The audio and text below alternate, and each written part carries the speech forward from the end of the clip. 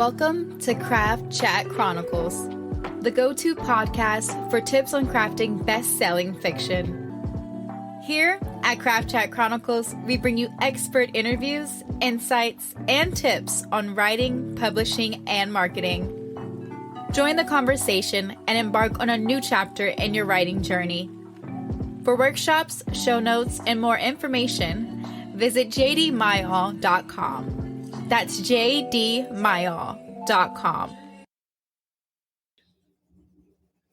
In Season 3, episode of Craft Chat Chronicles, we talked to Corinne Mulder, Vice President of Business Development at Smith Publicity. Smith Publicity is one of the leading book publicity agencies in the country. She gives us tips on working with a publicist on what book publicity looks like and on how we, as authors, can get publicity and media attention for our books ourselves as well. It's a great conversation. So join us for Season 3, Episode 9 of Craft Chat Chronicles. Let's get chatty. How are you tonight? I'm well. How is everybody? Doing good. We're all excited to see you. Oh, good. I have to give the child disclaimer now because it's going to be bedtime in about an hour. My husband is manning bath time. My office is on the second floor, so you might hear some screaming. I hope not. Okay. I'm going to do a quick introduction for you. Yeah, and then we'll let you take it over. Okay. Smith Publicity is a leading book publicity agency with years of experience. They help authors build their platform and gain publicity for their books. They master everything from television media attention to magazine to the internet and your social media platforms. And they're full of tons of great advice and information on publicity. So I'm going to hand it over to the expert. Thank you, JD. And I'm going to go ahead and share my screen. I do have just a very basic template we can look at here. And thanks for having me. I know I'm on the East Coast here. I think, is everybody on the East Coast there as well? Or is it virtual classes? Okay. So yes, thanks for joining in the evening. I'm very passionate about book publicity. A little background myself. This has been my career. I've only actually worked at Smith, but I promise I'm challenged all the time. I always say I find the most benefit and I learn the most from our new hires. So year after year, it's our interns, it's our associates, it's our, juniors that are bringing in new ideas that help keep us fresh. But I have been at Smith now for 17 years. So we've seen some of the ebbs and flows. Even just today, we were talking about, media cadence and publishing cadence. There's such a rise in indies again.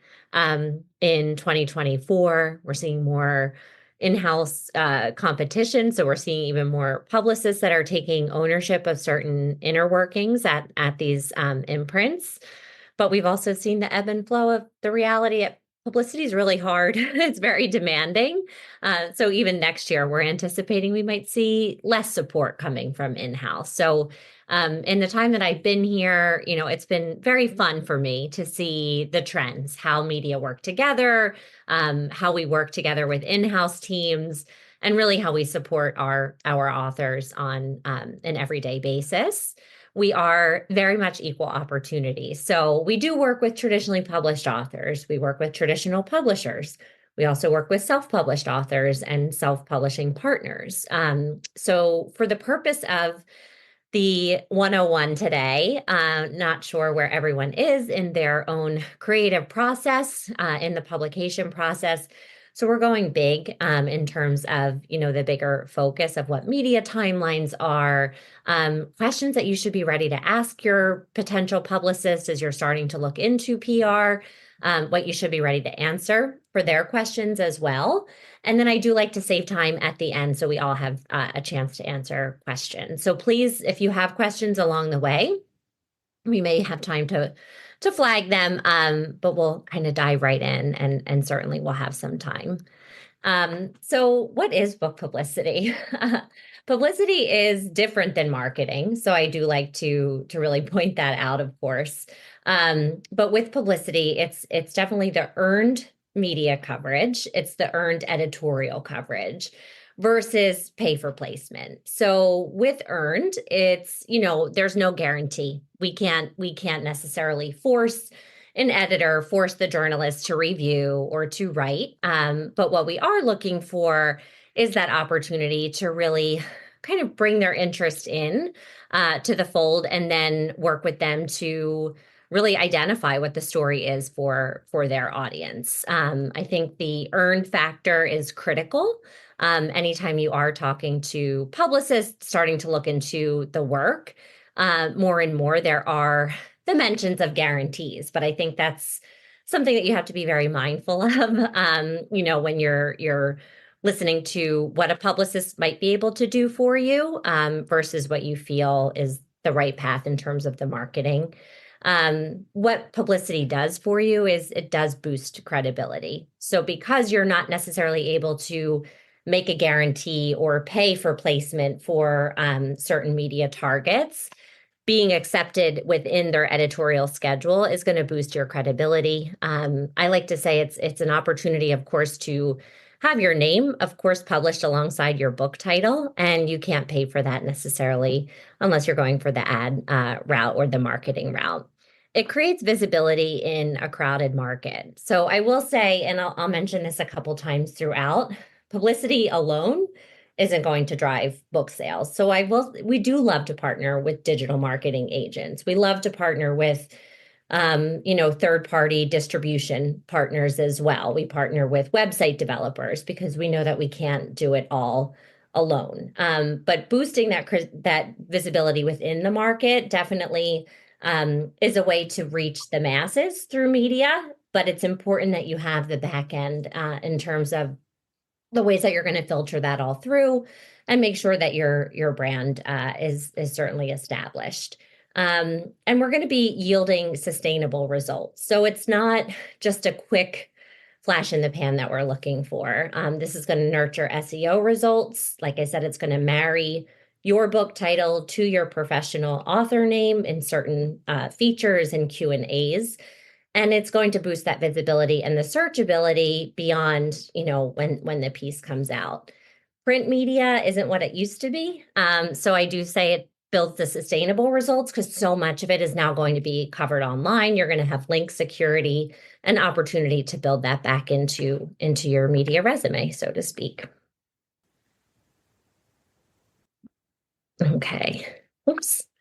I'm fumbling here a little bit. So what are we as book publicists looking for when we're considering promotion for a new book or author? I myself am immediately going onto the digital side of it. So I want to see if there's a website. And if there's not an accessible website, one of the first questions I ask is, do you have a website? Are you in development with your website? We will do a search for existing social media platforms, and that doesn't necessarily always have to be devoted entirely to the book, but we're looking for an author or a potential client who's showing that they're apt to get on social media. That's more for the benefit of the author in the long term, not only for the results of what we're looking for with media. Past media coverage can be wildly beneficial as well, just in terms of starting to capture what the voice is, how the author is already speaking to their subject matter or their message. It gives us an idea of how they would perform, how they would be in terms of helping us start to identify that content. And then we're also always looking for the business and professional affiliations.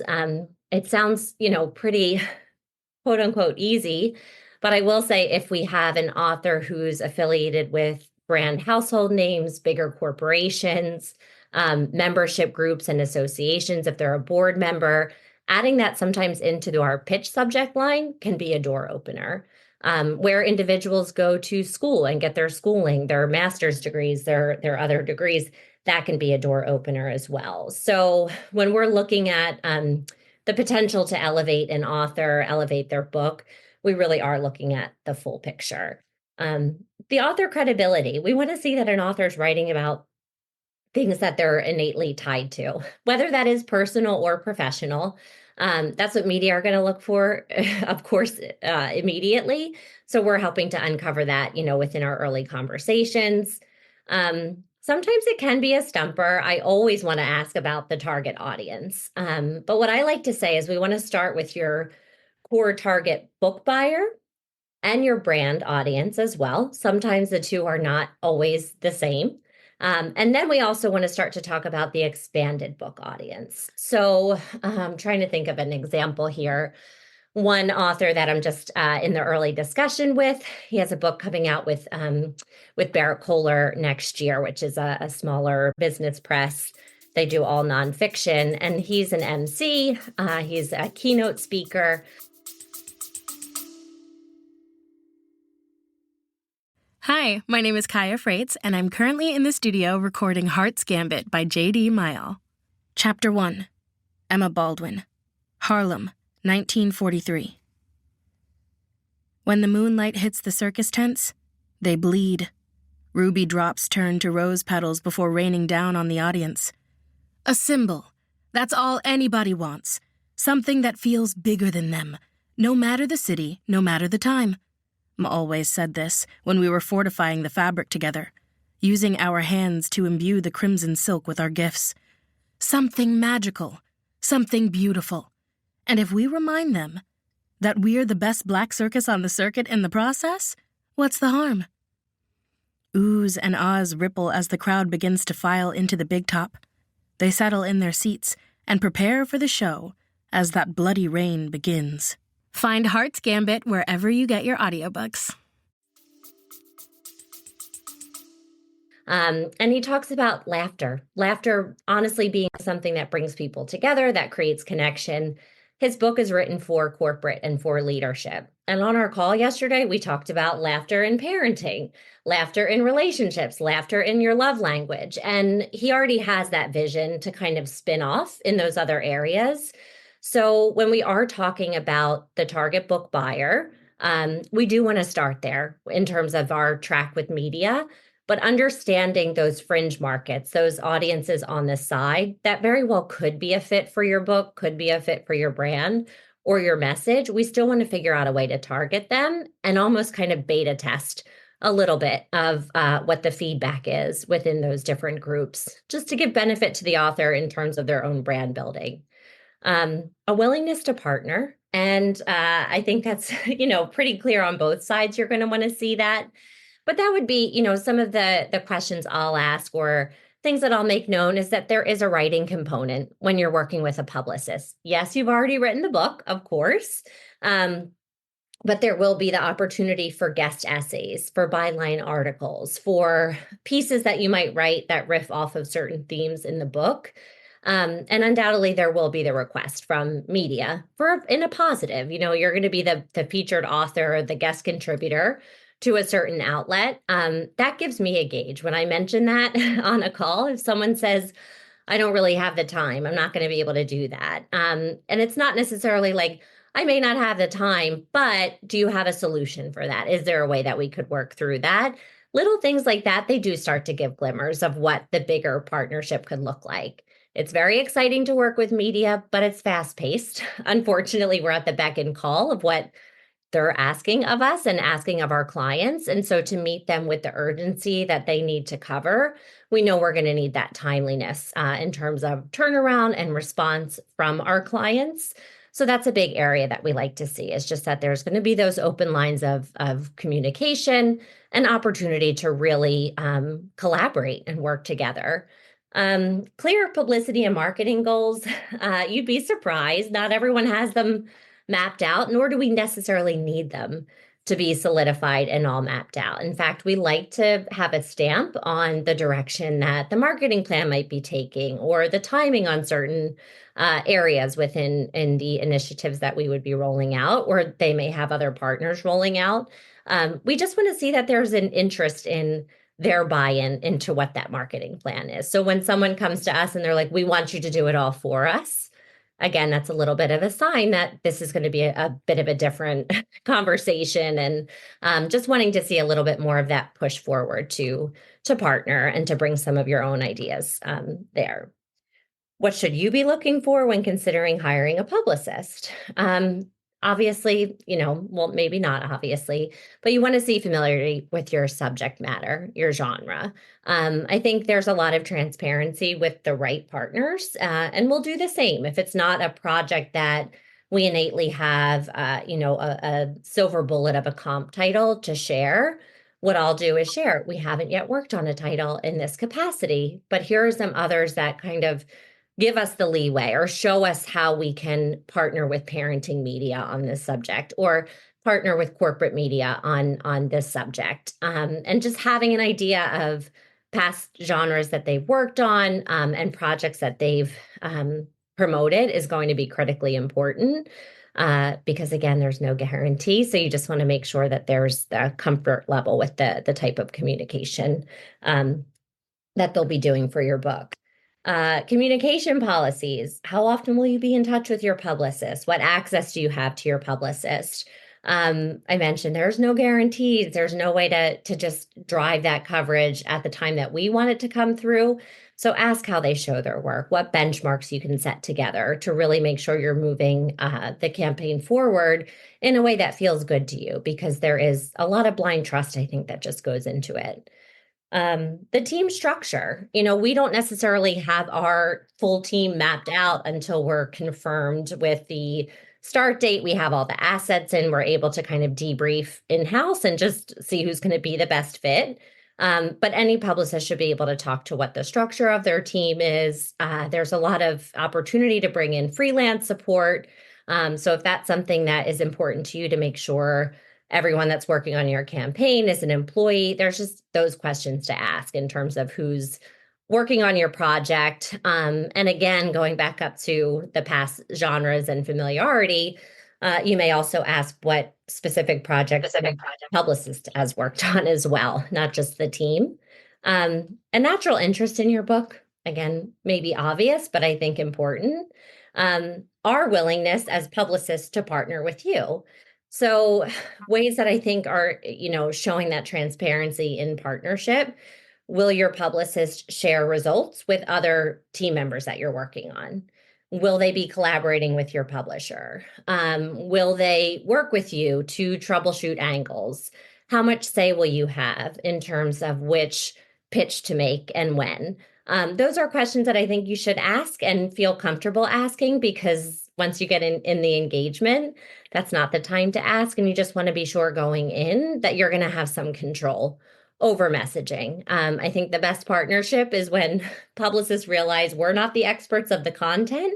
We are the experts in working with media, but we're looking for our clients to really come in as the experts that they are. And it's that marriage in the middle of identifying and working together to really upload the right angles and strategy. And then gut instinct. That's a real factor as well. And we know, again, it's a lot of blind trust, I think, making that decision to move forward with a publicist. So what is your gut telling you? And if it's something's not right, you might want to talk to some others before you do make that decision. Okay, so we're going to get into media timelines here a little bit. And this is where we can really start to see the variation in terms of what is the production path. So for timelines, where we would get started with media outreach, it does depend on accessibility to a shareable file. So we'll always minimally at least want a PDF of the book before we start engaging media. You're going to want to know what marketing needs and roles within the author team need to be filled. So that's going to give us an idea too of where we can get started and when. And just important to have an idea of when your brand assets will be ready. So if you're not able to point anyone in the direction, I like to say it's digital proof, whether that's pre-order or it's another page on your website that's really showing your book is forthcoming or it's already available. If you don't have anywhere to steer media and consumer audience members, you're not quite ready to start with media engagement. A very traditional rollout would start about 6 months prior. And I say traditional because, again, we work with all different various authors and publishers. And I do think we're going to continue to see a shakeup on the side of access to ARCs, your advanced review copies, how long in advance you're going to be getting them, whether or not they will even print them. A lot are just doing PDFs and digital right now. So with the traditional rollout, you want to start about 4 to 6 months prior, because that's when book reviewers are going to start asking for that early access. If you think of it like a movie, you start to see the trailer, you hear a bit about the buzz prior to the movie release, and it's the same thing with books. So we want to give our editors, and these would be editors and contacts at publishing trades like a Publishers Weekly, Library Journal. These would be book critics at the newspapers. Glossy magazines are always working 4 to 6 months in advance. So if those are bigger goals for you to have the book reviewed in such outlets, you do want to make sure you have your file and that you're starting to share that with those select contacts, again, about 4 to 6 months out. Or we tend to see the sweet spot. And this is going to, be more so focused on digital and online news media, where we do see more opportunity for those reviews because unfortunately print space is dwindling. I think we all know, maybe don't know, but Wall Street Journal doesn't even have the bestseller list right now. That was dissipated last year. USA Today bestseller went away, it came back.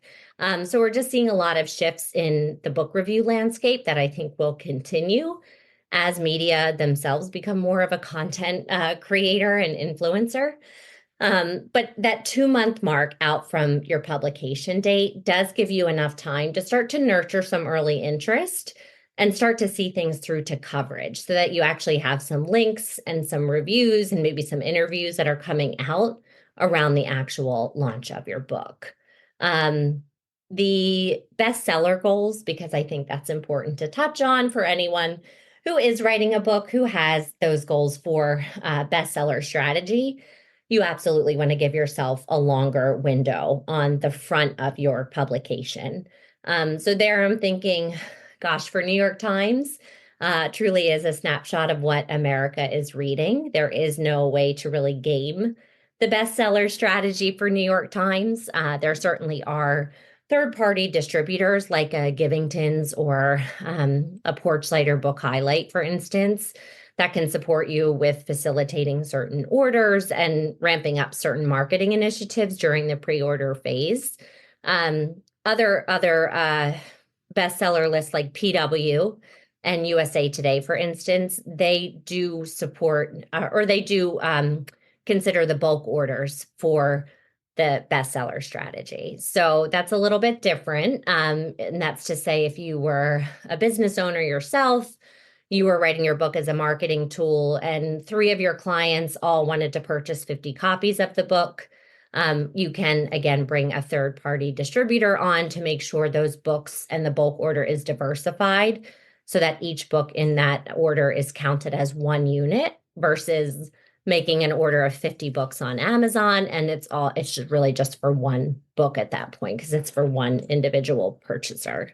And that's where some of the strategies and the tips and tricks come in. For anyone who's looking to drive more attention to their brand, their thought leadership, again, I think you can get away a little bit more with moving your timeline a bit closer to the publication date. So it all just depends on your goals for what you're looking to do. So for media timelines, we touched on glossy magazines, definitely booking the furthest out about 6 months in advance. So for us, Christmas in July is a real thing. We actually see the holiday gift guides tend to wrap in mid-June for a little bit of a knowledge there. For national television, for top tier podcasts, for newspaper coverage, and for bigger digital imprints. So this would maybe be a Huffington Post or a Shondaland if we're working with more of a women's interest feature. You're going to want to be hitting the pitches with those key editors and contacts about 3 to 4 months out from when you would want to see the coverage coming through. For the online and digital news and online and digital book reviews, that's about 2 to 3 months out that you'll want to start the pitch initiatives there to nurture some interest and then have the chance to see that through to coverage, again, maybe prior to your publication date, or if there's something in alignment with your brand. And then we're looking at local television, local radio, more on the Pulse commentary, and op-eds and guest writing pieces. That would be closer to 1 to 2 months out from when you would hope to see the coverage coming through. We always like to say that coverage is different when you're looking at book-centric versus author-centric.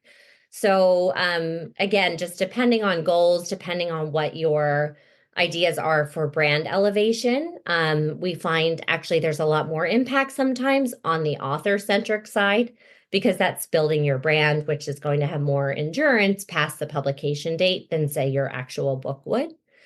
So the book-centric, again, think the earlier the better. That would be your book reviews, book excerpts, listicles, which is when your book is maybe included with other books that are in the same genre. Maybe it's a leadership book and it's 5 books for nurturing your New Year resolutions as a leader, versus maybe it's the 5 summer reads that you have to, the beach reads if it's for fiction. But that is the listicle, when your book is kind of put in the mix of other titles and kind of boosted up within a certain genre track. And then you're going to have your recommended reading list as well. So that might just be, editors or journalists mentioning your book as a resource alongside a certain feature, or to supplement more information within a topic that they're diving into. For the author-centric, which we do often say is the expert-centric as well, that's going to be your podcast interviews, television, radio, LinkedIn lives, Instagram lives, your writing opportunities, your op-eds, your guest essays, your byline articles, features and Q&A, and commentary, which is much more on the pulse of what's going on in your genre or what's going on in your business track.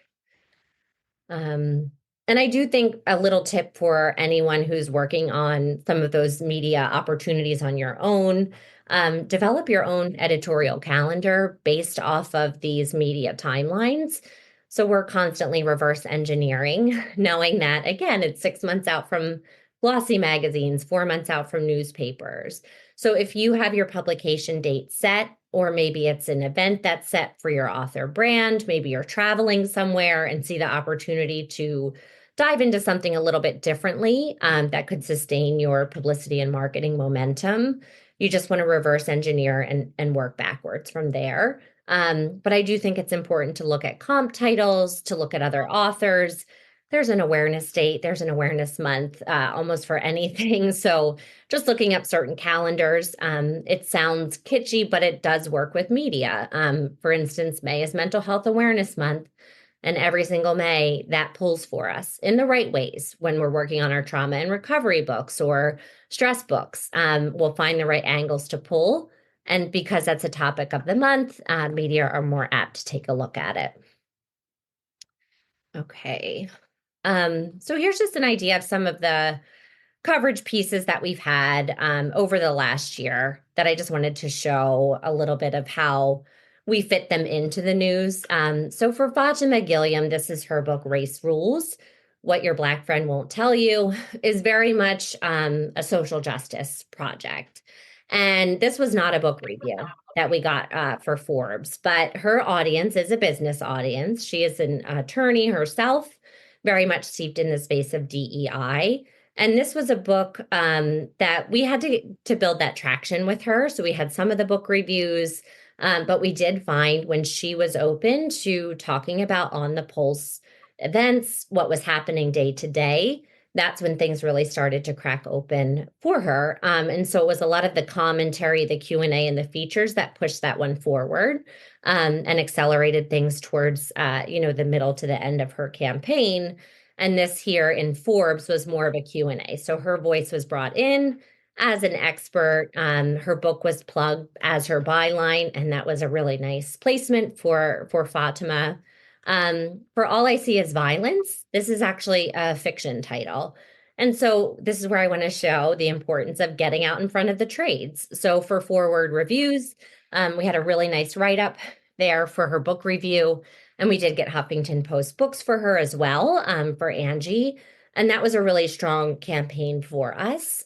Beyond the book reviews for Angie, because she was writing in own voices and because this was a little bit different. We haven't seen, unfortunately, as many Native American voices coming out into the book world, which we anticipate will probably, hopefully, accelerate more in 2025 as we're kind of starting to see that genre bubble up more authors who are gaining recognition in that space.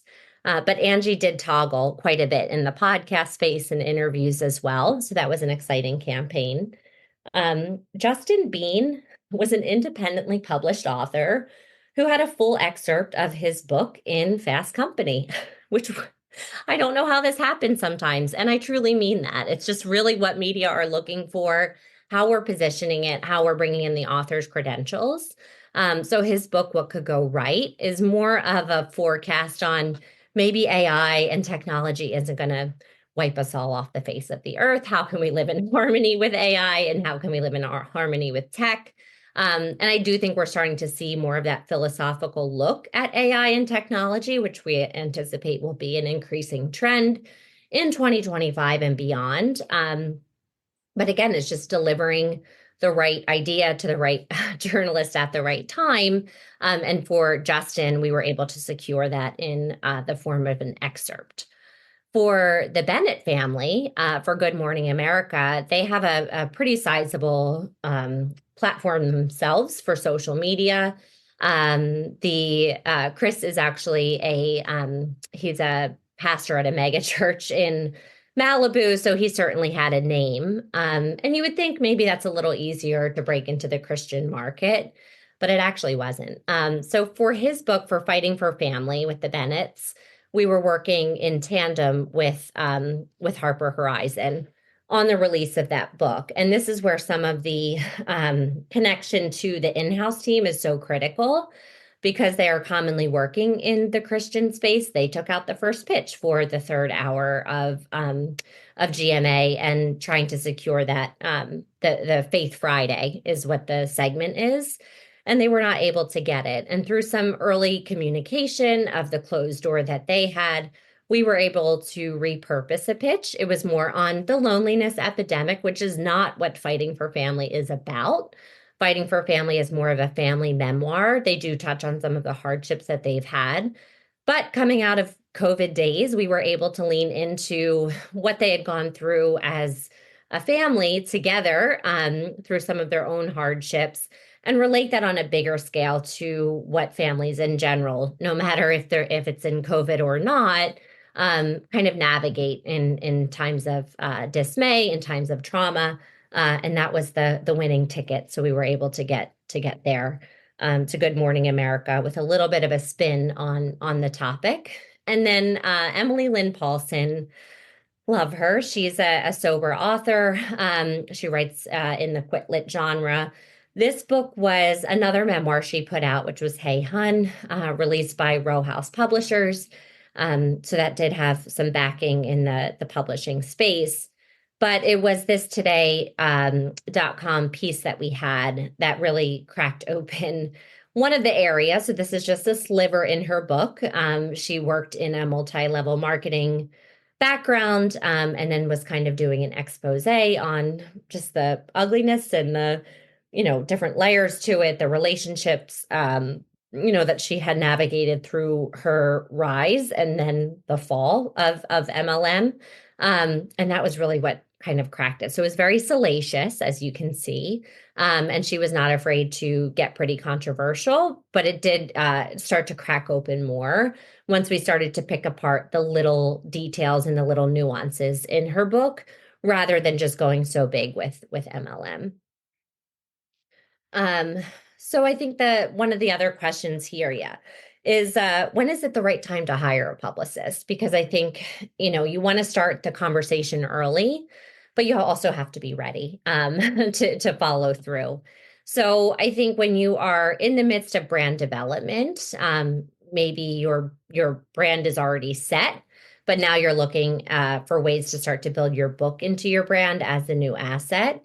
Or maybe your book is, or your brand is in complete development. You're already, working through your website. You're starting to map out your marketing timeline. Again, Smith, and I'm sure most publicists like to come in at those early stages just to talk through what the plan looks like, where we can jump in, what gaps there might be. And have you start to address too what you're looking for in terms of goals, which helps us steer where we're taking the messaging with certain media targets. It may be when you've secured your publishing path. And this is because I know, within this space, you may want to go the agent route first. And I think you have to honor that if you're looking for the traditional publishing deal. But if you are going the traditional path initially and you're not necessarily gaining that traction, you may not have an agent or your agent isn't able to secure the acquisitions deal. You may fall back then on hybrid or self-publishing. Having an idea of what path you're working in just does give your publicist more opportunity to think through some of those other ideas. So again, if you're thinking through bulk order strategy and maybe wanting to bring in someone who's going to help diversify your orders, we know that it would be, it would have to have a true distribution support, which means you can't completely independently publish. So I think just having a better idea of how you're bringing your book to market will help you and your publicist really troubleshoot the best ways and the best timeline to come together in. And one of my stumper of a questions in a good way, because I do think it's important to hear that media alone will not sell books. I might have already said that, but it is the truth. So when you start to think through the plans of where you want to invest your marketing dollars, your publicity dollars, a question to ask yourself is how do I want to monetize attention as people start to hear about my book, as people start to learn about my brand? And for any different genre that you're writing in, there can be ways that you can monetize. For a lot of our nonfiction authors, they monetize through speaking engagements. They monetize through coaching work that they have, consulting work, new business opportunities. For our fiction authors, they may be, using that for leverage for their next book and start to accelerate, the speed in which they're putting out other books or other titles. You might be planning a market tour for your for book signings, for in-person events. You might be, floating around and doing some more consulting work with other author groups. So just to start thinking through that monetization piece, because again, having your book reviewed, being on the Today Show, being on certain podcasts, it's really exciting, but it's not going to take you to that next level if you don't have a brand to build it back into. And what I mean by that is you want to understand that media begets media. So if you're adding your media links to your page, that's going to be more searchability and discoverability for you. If you are sharing that on your LinkedIn or your Instagram or TikTok, as you start to have media coverage coming through, that's going to help you maximize more of the exposure that you might have had than just the people listening to your interview at that time. So just to think through that question of how am I going to monetize attention once people start to hear about my book is really critical. And I think will help you with all of those early questions and how you can talk to a publicist, how you want to start to think about your marketing plan, because everyone wants to make money back. It's expensive to publish a book, even if you do have the deal and you're not necessarily paying to produce the book, you're still going to end up putting money into it in some way. So I know it's a pretty big crash course there. But I do want to open up for questions and can certainly go back to any of the earlier slides, but am also open to taking questions on production or just general marketing questions as well. I have one. Well, first I wanted to say I worked with you guys years ago for a book that was embarrassingly amateurish in my writing phase at that time, but you guys were incredibly professional.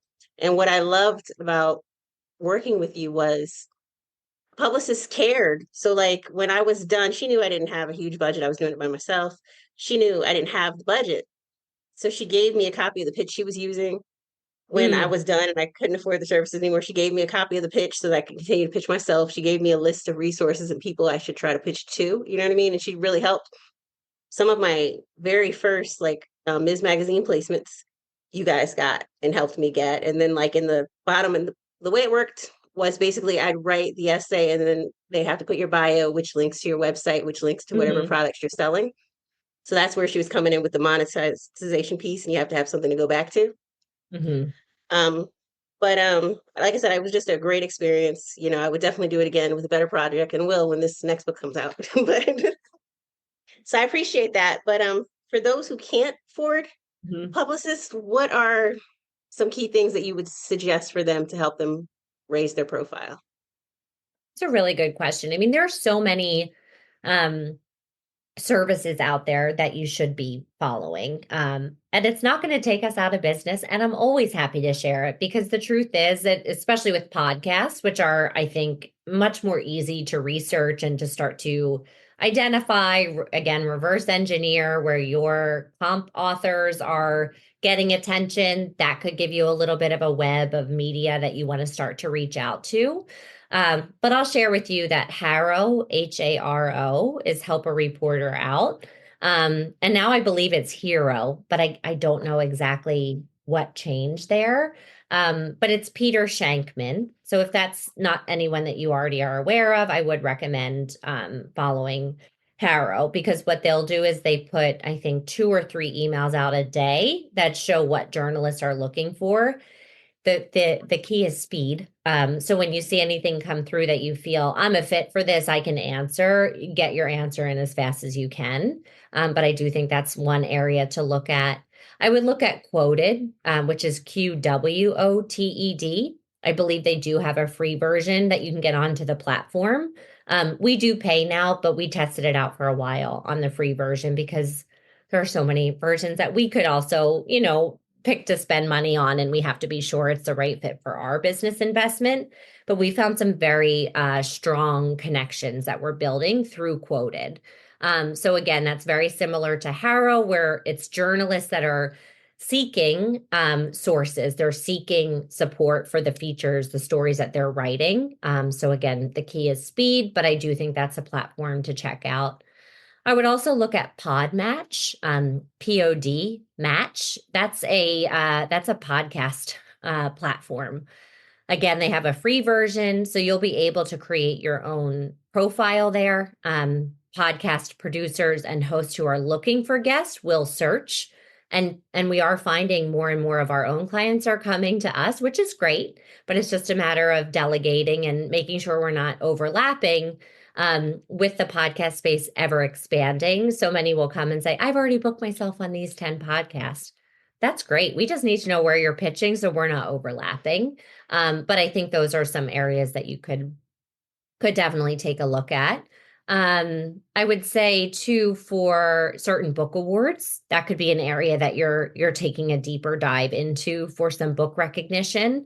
Some of them are free or low cost to submit to as well. And then also using your social media. So we are now, pitching to influencers that may use Instagram or LinkedIn or TikTok. And we're treating them like a media contact. And that can be opportunity for you to do more direct connection through your own social platforms and pitching to see if you might secure an Instagram live or have someone boost up your book in exchange for maybe quoting on yours as well. So I think it is relationship building in all of those areas. But those would be a couple that I think you might want to take a look at. Love that. What specific services do you offer, and what's the price range that people could expect if they were interested? Yeah, so our bread and butter really is the media relations. I think, when authors are coming to us, it is with PR top of mind. Where we have started to route out our services more, not necessarily implementing, but just knowing that we can't start a publicity campaign from standing still. We do often have what I would call a phase one to our work. And that's really just marketing consult, guidance around what elements you should have in place before you start pitching media. And if you don't have those elements in place, we're happy to make introductions within our vetted network. But again, it's just knowing that we can't just dive into working with media without all of those other assets being in place. So we do support, mostly handhold through those early stages. For the media campaign itself, again, we're looking at starting anywhere from 2 months prior to the launch to 6 months prior with media engagement. And our campaign timelines would run anywhere from 4 to 6 months initially. For an all-in campaign, where we are working on some of the early, getting the house in order, then diving into media, minimally, it's coming in around 18,000 for a media campaign. Now, there are ways that we can trim and ways that we can look to come in maybe more with a little bit of filling a gap here and reserving our time for closer to the release of the book. But I think that's a pretty good range of where we would start. And what should we have in our media kit or a press kit? So, I mean, you don't want to be sending things as an attachment when you're pitching anyway. So I don't think you need to go too crazy with the media kit. For us, our press guide is really just text. We don't necessarily bring pictures in because that's a quick way to end up in spam or junk. And also just in terms of how PR has changed, we don't make phone calls anymore. And it's not that we don't have the connections to make the right phone calls or the value that we have in the relationships, but media are so busy, as we all are, they don't want phone calls. So your first pitch should be an email. So you want to have a pretty straightforward press kit. I always think it's important to think beyond the book. So with everything that you're doing, I have ideas for, sources for content, and pitch angles should not just come from your book. It should come from other media experiences that you've had. If you have a podcast yourself, what are some of the podcasts that you've hosted that have received the most downloads? If it's connected to you and to your brand, it doesn't necessarily have to be in the book for you to leverage that same angle around the launch of your book, just to bring more of that holistic brand visibility to the forefront. So with our press guides, we actually don't go so far into book synopsis. It's kind of striking that balance a bit between author and book.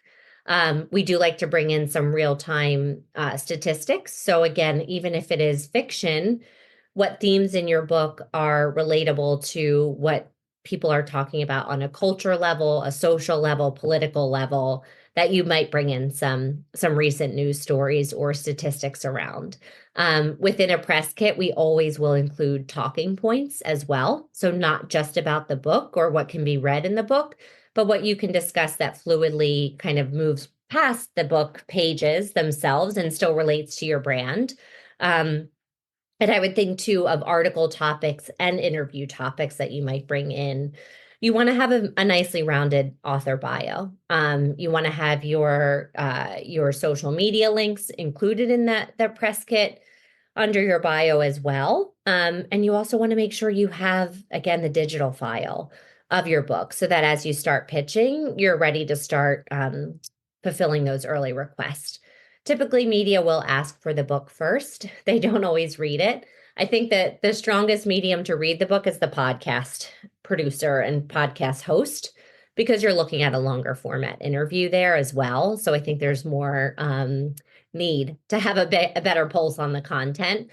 But a lot of times when we're working with media, it's the media guide or the press kit, those bullet points, those talking points. A lot of times that media are leaning on for that content. Love that. Love that. And what should I put in a pitch? So again, you don't want to limit yourself just to the book. I think it's so important to go beyond. When we're pitching with media, that is where we'll bring in the awareness month or a tie-in to a news story. You do want to start with what is on the pulse, what people are talking about. There is, of course, the opportunity to nurture more of the evergreen concepts of your book, and that's where you're looking at more of that book-centric pitch. So if there's an educational point, if there's a lesson, if it's a memoir and you're really looking to establish yourself as a voice for community versus the expert track that I think, is bred more in the business sector, then you do want to bring the influence of what you can talk about into that pitch. You want to have certain credentials. So you're going to want to mention your place of work or any connections that you have that would boost up your credibility. If you have endorsements for the book, we often will center that at the top of the pitch as well. If it's a name that is known, that could be a door opener in and of itself. We worked with author Barbara Jenkins on her book last year. Actually, that was earlier this year, and Dolly Parton endorsed the book. She had a great story herself, but of course, it was Dolly's name that really cracked things open again. So I think just once you have a better pulse of what your assets are, it's knowing what to elevate and to which audiences. So when you're looking to be the authority, you want to really find the problem and solution that you could identify, and then that you can bring solution to within that ecosystem. That's a way that we would go for that. And then the story behind the story really works as well. So JD, that's more, again, if this is fiction or if it's a memoir, the thing I like to ask is, well, why are you sharing it now? Because this maybe was something you could have shared 2 years ago or 10 years ago, and you kind of work through these discoveries. And there's always a reason. The authors always have a reason as to why it's the right time now.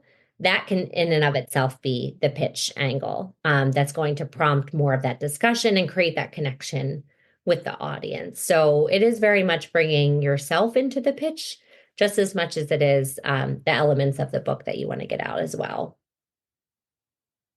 I love that. You guys also handle social media. What are some of the things you work with authors on their social media? Well, a little disclaimer, social media is a beast. I think everyone on here probably knows it. The necessary evil, as I like to say, because I do know authors are mostly introverted, and then a publicist is like, well, you have to be on social media and you have to share your posts and you have to put your content out. But it's a weird space to be in. So what we come in for the purpose of readying the platform and preparing for, maximizing media exposure. We don't mind if it's only one platform. It's just the platform that's going to speak most to your core audience. So when it's a business author and I hear speaking goals as a big part of the media campaign, that they want to see, the ROI come through in keynotes and different, fireside chats, then we know it's going to be LinkedIn, where they're going to make those connections. If it's, a self-help book or women's health, if there's an angle of trauma and recovery, mental health, I always love Instagram for that, because I think there's a lot of camaraderie and community within the comments that people see. TikTok is big, of course, for a lot of the self-help. We're even seeing that on the rise for certain business and finance clients. So I think first it's identifying who your audience is, your core audience, and then those fringe audiences, and finding the right platform. You don't have to necessarily be on all of them, and we don't want our clients on all of them, because unless you really are driving content and uniquely, supporting those platforms, you're going to stretch yourself too thin. So even just picking one and mastering it is fine. You are going to want to make sure your book is prominently mentioned in your social media. Again, yes, it sounds easy to do that, but you would be surprised. So on LinkedIn, in your bio, on Instagram, in your bio, making sure it's author of the forthcoming book or author of your new release. Use your social media images as you would advertising space. So your LinkedIn banner should have your book cover. It should have your mention of your company name or your brand name within that. Instagram, you could have your images there that would be the book cover themselves, or a little bit of your company information. Just really maximizing all those areas that you want to see when people are landing on your platform. Just making sure that you're using all that real estate to highlight your book is important. And then I think it's just having the consistency with with content output. I personally never really post on social media. So I'm a big hypocrite in telling our clients that they should be posting, but I don't necessarily do it because I don't have the guts for it, but I'll help others do it. So what we'll do there is, just in the fear of getting over, what am I going to post about? How am I going to come up with all of these ideas? We will put together content prompts. So I mentioned awareness dates and tie-ins to anniversaries, to different holidays, to seasonal trends. Knowing when there are times in the year or throughout the year that your book may be more relevant than other times because of the themes, because of the advice, because of the audience that you're speaking to, you could essentially put together a content calendar that's going to help keep your book fresh throughout all those different tie-ins. And then we're just reverse engineering in terms of maximizing the content output. You're getting in front of each tie-in that you have, and you're just being consistent with it. So having the same keywords, making sure you're engaging with people, obviously, who are making comments, and then not getting discouraged, because I do know it takes a little bit of time to start to see that return on the investment of your time in building the social network. That can be disheartening, but certainly is worth it in the end. I love that. You kind of answered my next question too. I was going to ask, how do you maintain the momentum after your campaign ends? So after we work with you and you guys give us that great start, like, how do we keep it going? Yes. So, I mean, Smith is unique. Others may do the same, but I know that for us, we share media contact names. So if we're getting individuals that are opening pitches, that's a name that you'll then have. Those that are requesting your book, those are names that you have. So what we'll encourage is throughout the media campaign, as we're sharing reports, you're starting to follow on your social platforms, because ultimately, once coverage does come through, you could share that with your audience, with your network. You can tag that reporter. We don't get offended, but sometimes media start to pass over Smith and go directly to our client once they've established that relationship. So what we're starting, we want to see continue work for you, and taking the information that your publicist is sharing and starting to bring that into your marketing plan is one way. And then JD, I think it's, kind of going back to those tie-ins, the times of year that your work is more in demand. You want to start about 2 months prior to that, because it's going to take about 2 months to nurture new media interest and see that through to coverage. But you want to get ahead of graduation season. So then you can start to create the very high level content calendar, again, of awareness dates, holidays, seasonal tie-ins. Look for movies that relate to your book. Look for books that relate to your book that may be publishing next year, and it could be a chance for you to bring your 2024 pub date into 2025. Look for news, stories that might tie in and relate. Once you start to establish your brand and your voice as the spokesperson for your book, beyond the publication date, it really is you that's going to keep it relevant. And so to have the pulse on when the right time is to bring your voice into the mix, you're just going to have an easier way to seamlessly bring that together.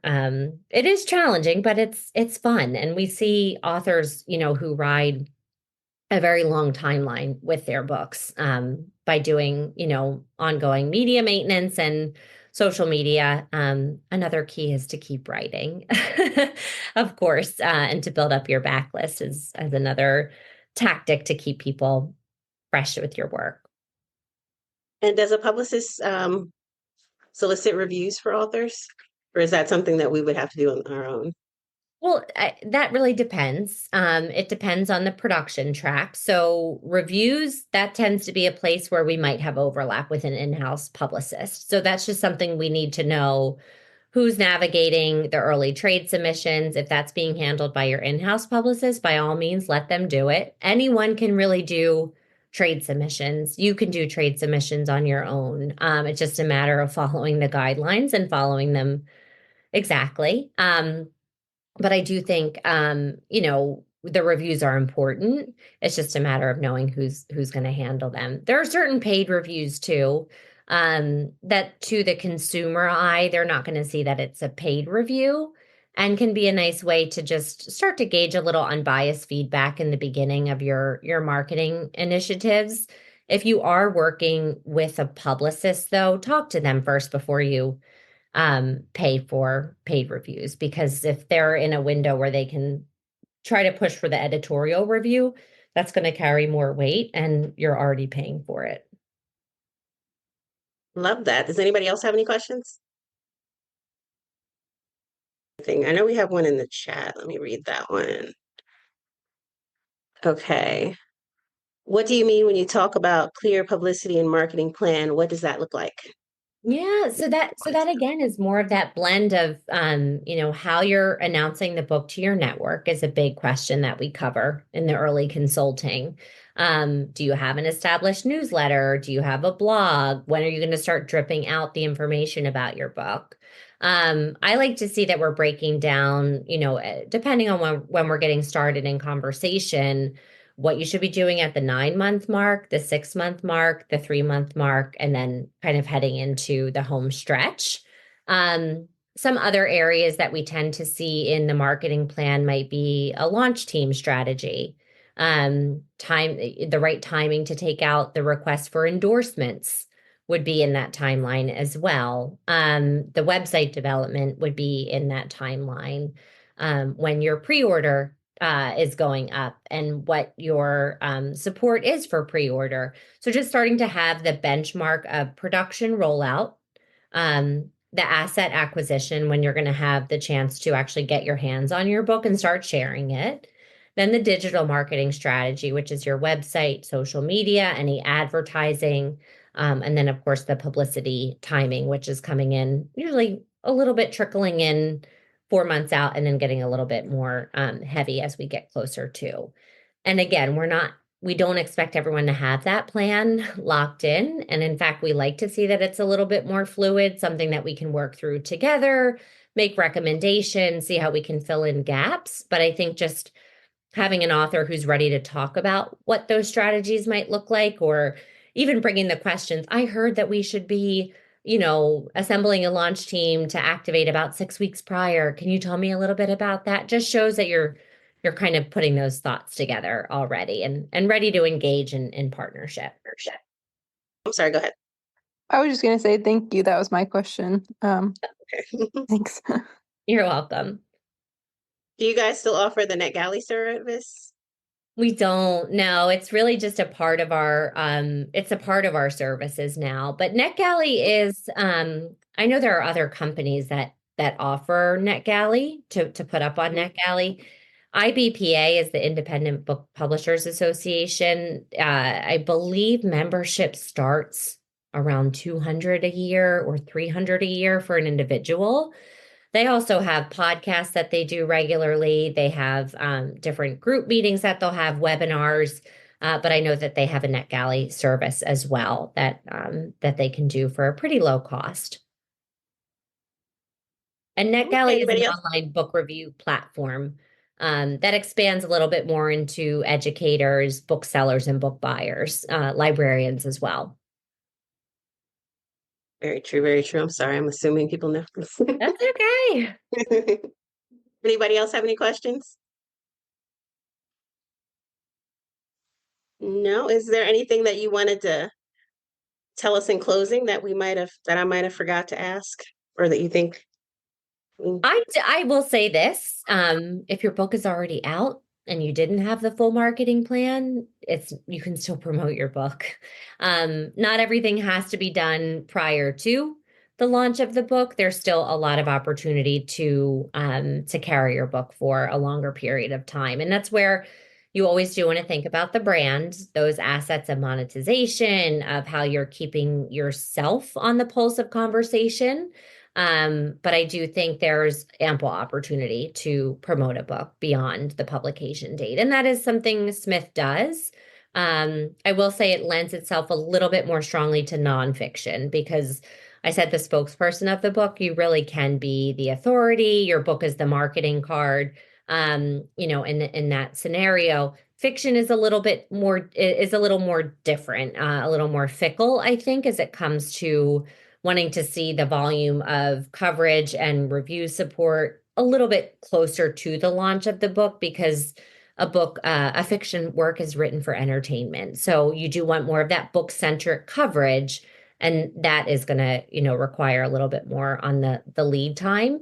But post-publication support is absolutely available. And I think you can do a lot with podcast in that space as well. Awesome. Thank you so much. It's been very informative. It was great seeing you again. Yes, you as well. And thank you for having me. If any other follow-up questions, please let me know. But I know this is a crazy space, so always happy to lend some advice. Awesome. Thank you again. I appreciate it. All right. Take care, everyone. That wraps up today's Craft Chat Chronicles with JD Mayo. Thanks for joining us. If you liked the episode, please comment, subscribe, and share. For show notes, writing workshops, and tips, head to jdmayo.com. That's jdmayo.com. While you're there, join JD's mailing list for updates, giveaways, and more.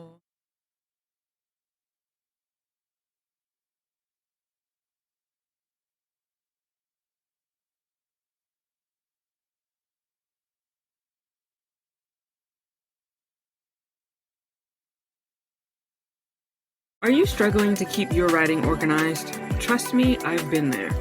I want to introduce you to Scrivener, the ultimate program for all writers. You can outline, draft, and even edit all in one place. Whether it's your next novel, screenplay, or even thesis, Scrivener helps you stay focused and finish strong. Scrivener adapts to your workflow. From your first draft to the final edit, it's a writer's secret weapon. Click on the link below and get started on your Scrivener writing journey today.